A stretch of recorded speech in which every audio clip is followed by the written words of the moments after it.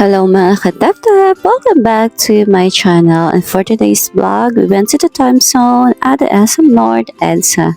As you can see, there are the videos that you can access all the games here at time zone with card. And if you want to access all the games here at time zone, avail a card for only 550 pesos, and you will have a free of 250 pesos over all the 750 pesos points. I just want to inform you that you cannot play here or use the games without a card. So you need a card to access all the games here at time zone, and you can load any amount with card.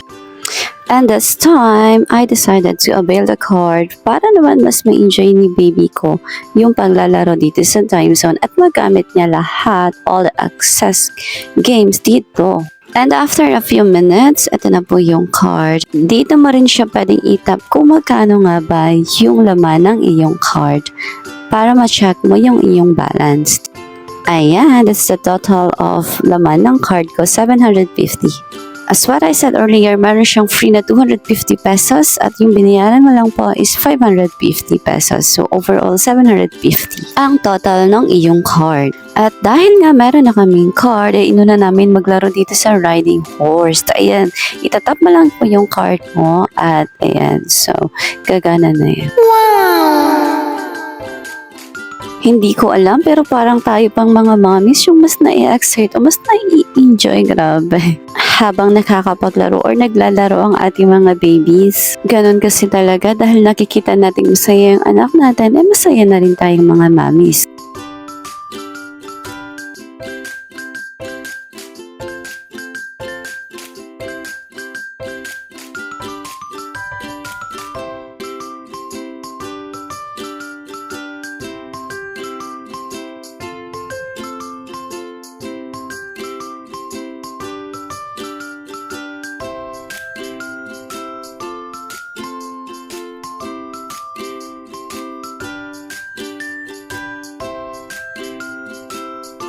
At ang next naman na pinuntahan namin or sinakyan namin ay ang car.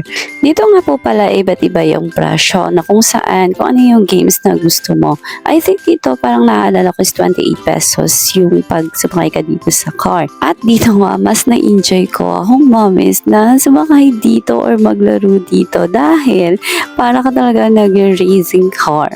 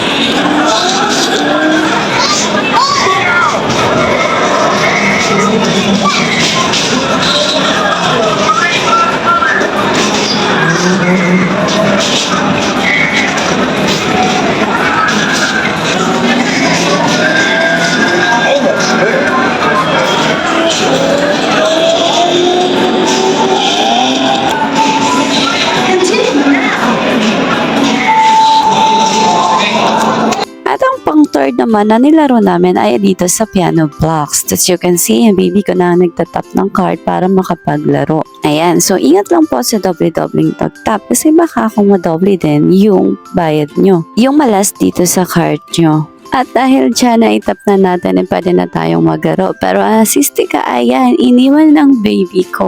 Hirap talaga, lalo na kapag hindi niya gusto yung laro. Sayang lang at nagtap pa kami.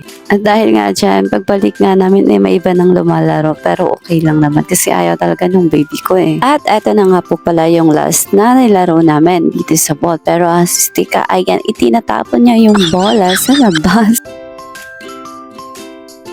At dahil dyan, salamat sa panonood ng video na to. Thank you for watching! Don't forget to subscribe and hit the bell button. Bye! Thanks for watching!